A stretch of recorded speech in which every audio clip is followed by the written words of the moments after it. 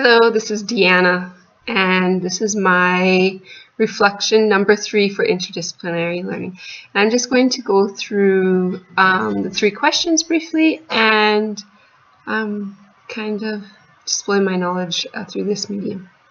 Now, the first question is, what did you learn about the collaborative learning design process? And I have to giggle at this question because I think our group grew the most in this area.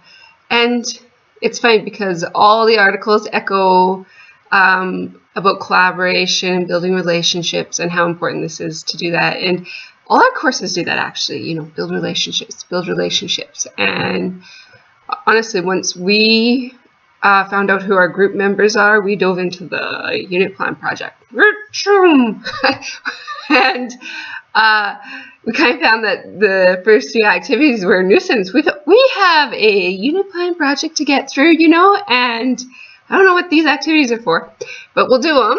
Thank goodness we did them, because it allowed us to learn who our team members were and how they can benefit us and how we can bounce each other's ideas off. And doing the activities together is like, oh, I didn't know that about that person. You know what? And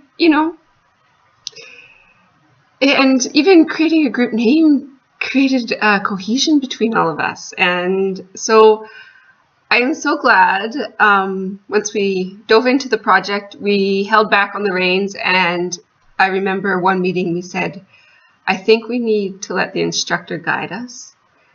And there's probably purpose to this, even though we're finding it annoyance. I think it was the second week. We really learned why after.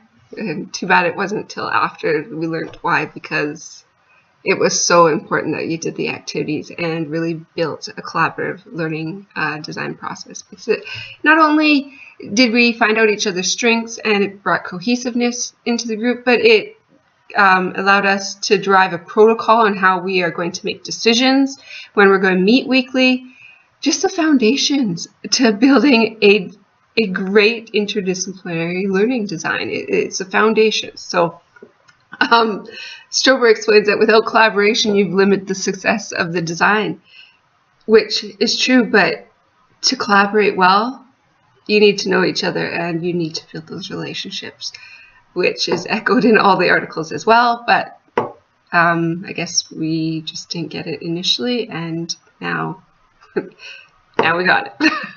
Anyways, the second question is, what strengths did you bring to the team? And I would say my top 3 strengths was initiator, data management, and I was the only one with a science discipline. Although even though I was the only one with the science discipline, everyone was very knowledgeable about the science curriculum. And I noticed, we really came together as a group. As initiator, I was often the one that prompted the activities, or I remapped the activities as well, because we had 5 in our group.